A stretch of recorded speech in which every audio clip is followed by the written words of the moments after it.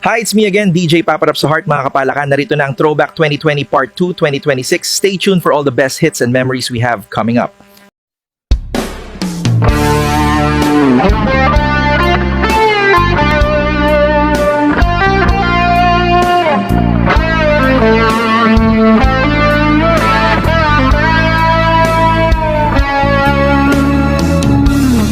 Pakiramdam mo ba'y wala nang nakikinig sa'yo? At napakaingay na ba ng mundo mo? Pakiramdam mo ba'y wala na rin nagmamahal sa'yo? Huwag mag-alala, nandito na ang tutulong sa'yo. Siya ang bubuo sa nadurog na puso mo. Papa Heart. Papa Heart. Tawag na. Narito si Miss Ligaya para sa kanyang pagbati sa kanyang mga avid fan. Hi guys! Bago natin umpisa ng kwento, gusto ko muna i-shout out ang mga avid listeners natin.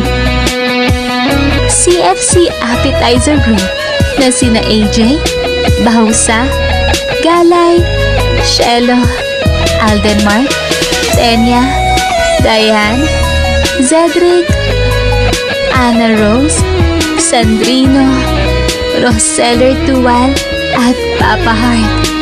Maraming salamat po sa inyo sa patuloy na pagsuporta sa channel ko. At sa mga gustong magpa-shoutout sa susunod na video, just comment down below. Yon, isa ho, magandang paggabi sa'yo, Miss. Ano ba pangalan natin? Transfer na lang po, short, kasi napakahaba ng pangalan ko. Yung shortcut Hindi may na lang. sulat sa buong papel. Yung ano lang, yung shortcut na lang. Masyado mahaba. Sige, yung alias ko nga. Yun. Yan. Ano bang Janine na lang. Si Janine, wow. Ayun. Yan, palakpakan po natin mga kapalaka, si Janine. Si Janine ng, taga saan po sila? Mindanao. Wow, ang ganda naman ng boss nito ni Janine. Alam mo, Janine, parang napakalalim mo, no? Bakit malalim? Pati yung may malalim. Parang nahuhulog ako sa'yo eh. Pwede ba sa loob? Ay, hindi pwede yun kasi may pares na tayo. Huwag yun, wag yun. Ay, naku po, mga kapalaka. Diretsahan. Nadiretsa si Papa Heart, mga kapalaka. So, sakit naman. Wala yan, marami ka pa namang ka-cupid yan, Papa Heart. Maghanap na lang tayo. Sige, hanapan Hindi. ka, Papa Heart. Actually, Hanapan. ano lang yan. Actually, tayo naman ay naghuhugot-hugutan na naman. Alam mo naman si Kasi Papa nga, Heart. pandemya nga ngayon. Ayun. Alam mo nga si Papa Heart. So, So, yung bago nga lahat ng Janine. So, batiin mo lang yung mga kakilala dyan. Friends and kamag-anak mo sa Mindanao. Ayun. Sa mga kamag-anak ko dito sa Mindanao, sa South Cotabato, binabati ko kayo guys. Ayun. Pati na rin sila, ang mga kaibigan ko nga pala. Sila Kuya Anthony.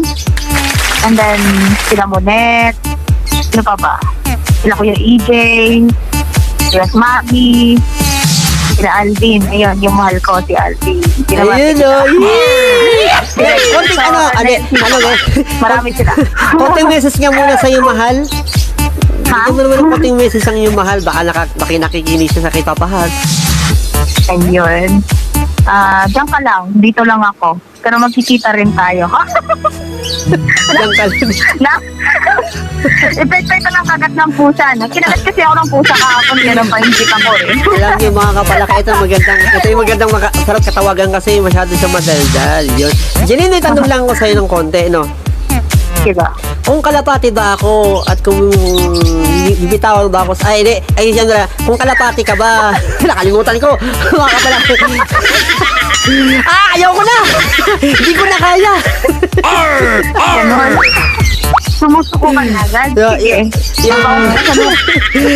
Ayun mga kapalaka. So, dito tayo sa ating segment. So, Janine, yun sabi nga, ito nga, Heart, si Janine po ay isang tulad din namin na may kapansanan sa paningin. Oh, come on. So, sa likod ng kagandahan ng kanyang boses, meron din pala siyang tinatagong kapinsanan. Pero hindi naman sabihin tinatago. Kasi hindi naman natin siya nakikita. So, sa Mindanao siya ngayon. Alam mo, nakita nyo ba? Diba? Hindi. Meron yun eh.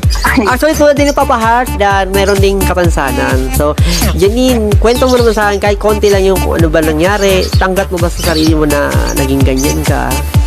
Yun po. Ayun, una po sa lahat, ayun mga kapalaka, ayun susundin ko na rin si Papa Heart, mga kapalaka na rin kayo, ganon. Dati po, lumaki po akong low vision o ayun, isa sa mga kategorya ng mga blind, yun yata yung pinakamataas na uri, yung low vision, bale, yun second to the sighted din kung hindi ako nagkakamali. Yung mata ko, isang mata lang ang nakakita talaga since birth, yung right eye ko. Yung left eye, talagang wala nang nakikita to. Nakakapagbasa ako ng Bible dati, ng maliliit kahit na ba sabihin natin gumagamit lang tayo ng magnifying lens. Then, ayun, normal akong nag-elementary, high school, and then also college, pero kalahati lang. Takiulit niya, elementary, high school. Napagsama pala eh. Ano yan? Elementary at high school. Sorry Ayun. naman. Hindi, okay lang. Dire-diretso eh. Maganda yun, maganda. Elementary, high school. Hindi. Kinakabahan ako eh. Nervous ako ngayon Okay bilang lang. Hindi, halata. andyan rin. Ganito, ano siya, inborn ka ba? Na tulad namin, inborn Yes. ba? Yes, inborn. Retinopathy of prematurity naman yung case ko. Nung elementary ako, ilang beses ako nabuli. Ayun, ganun. papahat. Yan daw si Jeanine. Maganda raw itong babae. Oh! Totoo ba maganda ka daw? Totoo, Hindi ako maganda. ano ba May yung totoo? maskara lang. Ano ba yung totoo? Yung Mukha akong baboy. At Papa Heart, yun. Ito nag-chat to dito taga CFC din. Papa Heart, magaling kaya kumanta rin niya si Oh! Talaga ba? So, Hindi. makabigyan mo kami ng sample dyan, Miss Jeanine. Para naman marinig ng mga kapalakat Eto, mga taga nakasubo na. CFC. Para naman marinig ng mga taga CFC na magaling ka raw kumanta. Huwag mong ipahiya ang hindi. sarili. So mga kapalaka, palakpakan natin po ang pinakamaganda at tubong Mindanao na si Jeanine. Yun lang. I'll make love to you like you want me to, and I'll hold you tight. Baby, all through the night, I'll make love to you. Wala ako sa kondisyon. Kumain kasi ako ng tinapay. Wala pa sa kondisyon yun, pero isang kanta, umaalon-alon pa. So yun nga. Hindi. Ano ba yan? So si Jeanine po ay napaka talagang hindi siya mahiyain mga kapalaka, di ba? Di ba no? Tingin nyo. Pinakapan ako, nilalamig ako rito eh. Ayun.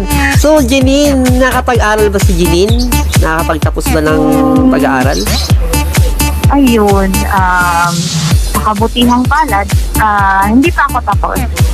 Sana, hinihiling ko kay God na sana ngayong taon na tayo magtapos na ako sa kolehiyo. Yun. Bali, isang talon na lang. Graduate na rin ako sa Isang talon? mga... Bakit? isang talon. Meron bang ano? May nakaharang ba na kanal yan para tumulong ka dyan? Siyempre, kailangan mong talunin yun kasi kapag hindi ka tumalon, hindi tama. Gusto mo abutin si pandak tayo eh. Kaya kailangan natin Ano na? Pakiulit kasi... Pandak tayo. Ayun, nag-chat dito si Shelo. Papa Heart, grabe naman yan si Jeanine, makapagpandak naman. Pandak din ako. Ano ko yung Shelo, hindi ka din kasama. Dinadamay ka lang ni Papa Heart. Pinapahamakan niya eh. Sinaglagan. So sabi nga niya, kahit pandak din, pantay pa rin yan. So ganun daw yun. Ay, Ganun daw yun. iba. Ako hindi ako naniniwala sa ganun, Papa Heart, alam mo. Bakit? Bakit naman? Bakit mo nasabi? Hindi yun totoo. Pantay pa rin yan. Ito, nilag-chat dito. Nilag-chat taga-appetizer. Papa Heart, pantay pa rin yan kahit nakahiga sila. Oy. Kasi mga taga-appetizer talaga malulungkot. Grabe kayo mga appetizer, huwag ganon. Wala pa tayo sa wala pa tayo sa tinatawag nilang talk show sa ganyan kayo ha. Umahataw kayo. Yun. Yun, may- Jeanine, ilan ba kayo magkakapatid sa pamilya niyo? Dalawa lang kami. Yung kapatid kong bunso, walang taon pa lang siya. As in, ilang taon yung mother niyo nag-asawa? So, napakabata O malaki yung kayong agwat ng edad. So, ilang taon nga pala? Yun, ilang taon na pala si Miss Jeanine? Ang ganda kasi ng boss, kaya nakakalimutan. Baka 26 ko lang nitong 26? August 13. So, 2 taon lang palang ako 28. Magka-28 kasi 1993 ako eh. Di nga. Ayun. Eh, di may kuya na rin ako. Ayun, pwede kitang gawin kuya, Papa Heart. Ayun. Okay lang, kahit Wala akong yes. kahit Papa Heart na lang, okay na rin sa akin yan. Sige nga. Yun. Sige So, na nga, si sige na Janine nga, pala ay marami daw talent. So, kasi ang ganda wala ng akong boses talent. eh. Parang Wala. pwedeng maging DJ sa radio. Papa Heart, Wala, pwede ka nang wala palitan. Pwede ka nang umalis dyan. Kasi pwede Ay? si Janine ang papalit sa'yo. Oh, grabe naman, kakaumpisa ko pa lang dito. Papalitan agad Ha? ako. Huwag naman. So, Ganun. yun, Janine, ano bang binabalak mo sa ngayon? Ngayon, pandemic sa, ano namang pinagkakaabalahan mo ngayon? Kasi pandemic tayo ngayon. So, ano ba yung una mo ng pansin ngayon sa bahay niyo? Bukod sa kay boyfriend. Ayun, ito.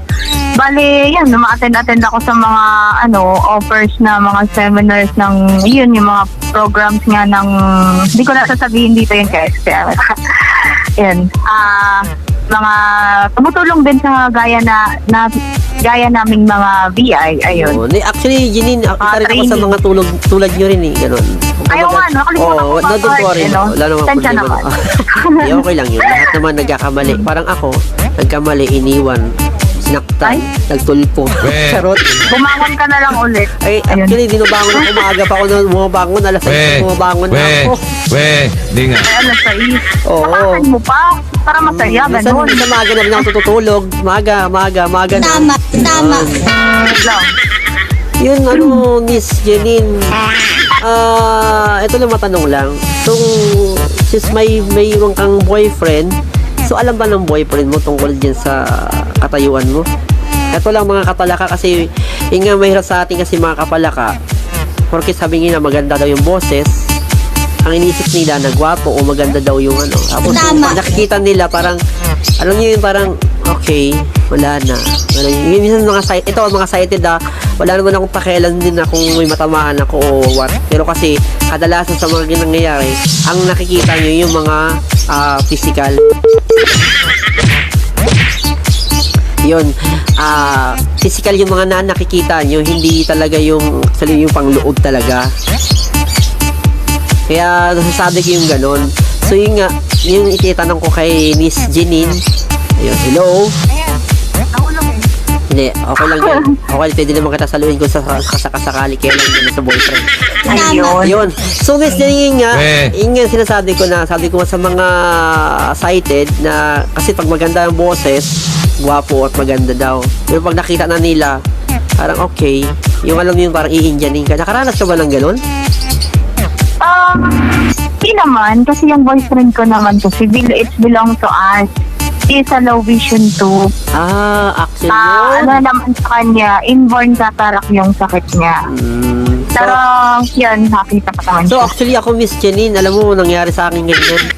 Yung ayun ganyan. Parang nung nakita ako, parang wala na. Yung iba naman, nagkita naman kami, tapos naging kami. Parang ginamit lang yung mura kong katawan tapos sabay iwan. Hello Miss Janine. Yan. Yun, baka pwede mo naman i-share sa amin yung kwento ng kahit konti lang sa tanang buhay mo. So, paano mo natanggap sa sarili mo na naging ganyan ka.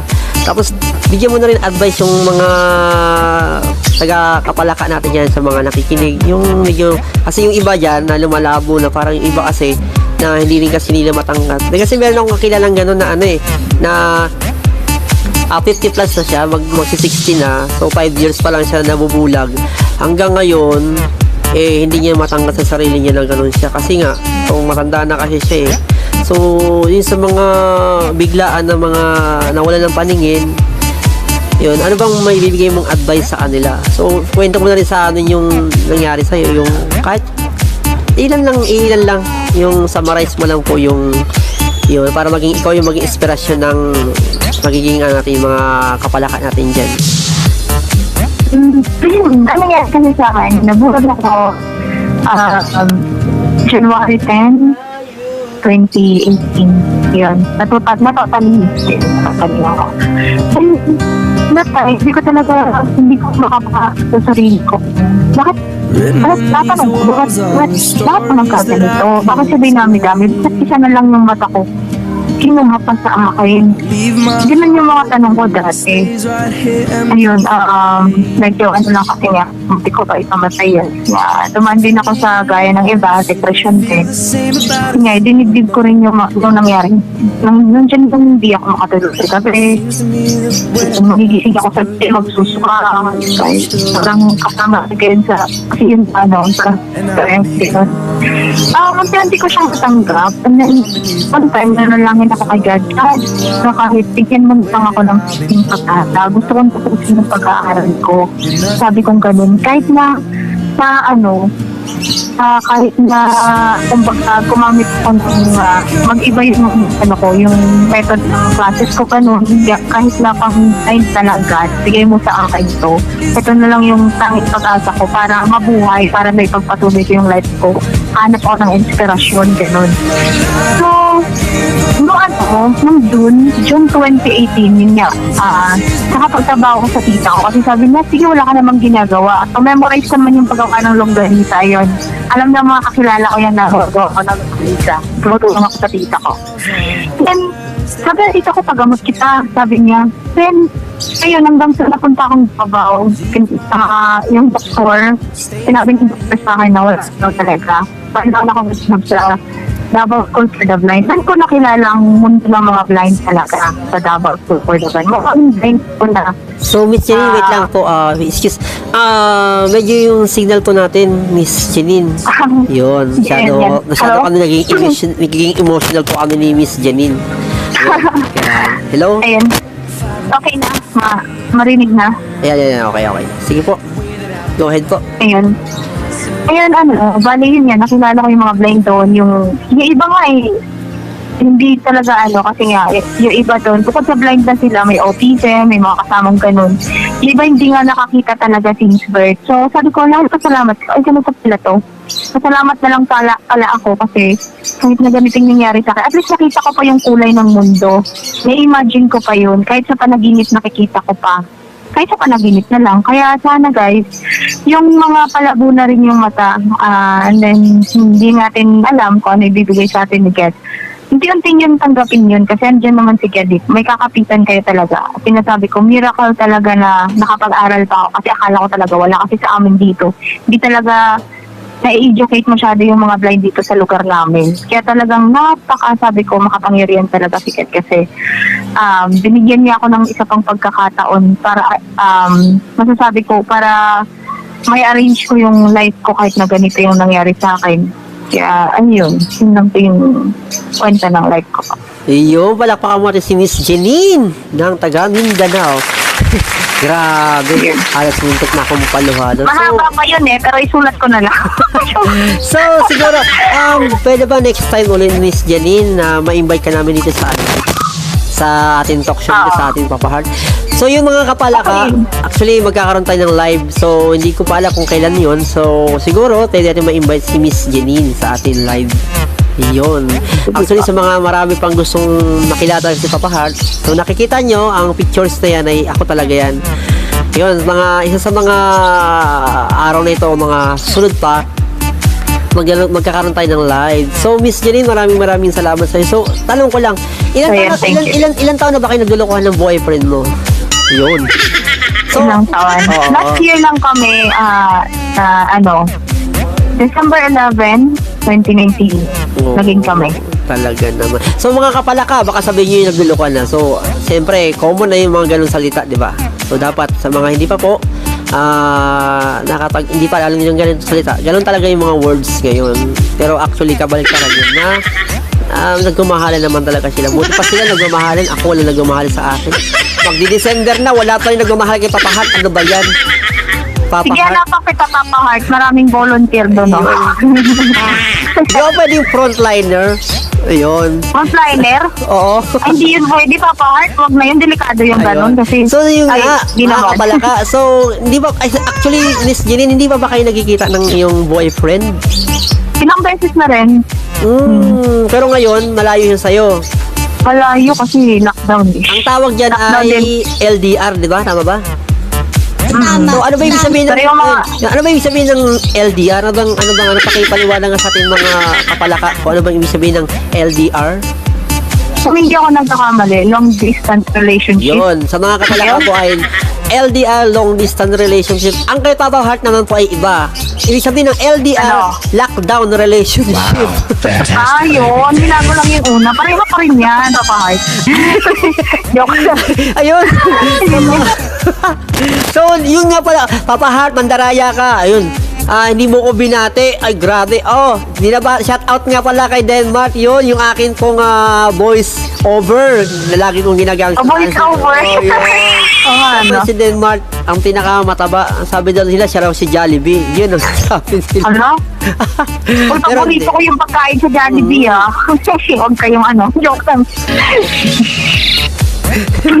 Yun mga kapalaka, so maraming salamat talaga sa inyong pagtangkilig sa akin pong segment dito sa Papa Heart, at maraming salamat din sa iyo, Miss Janine. Ano nga pa po yun ni Miss Ano? Janine? Janine nga yung apelido ko. Janine, Pero mahaba kasi yun yung lang. pangalan ko. Kaya yun na lang.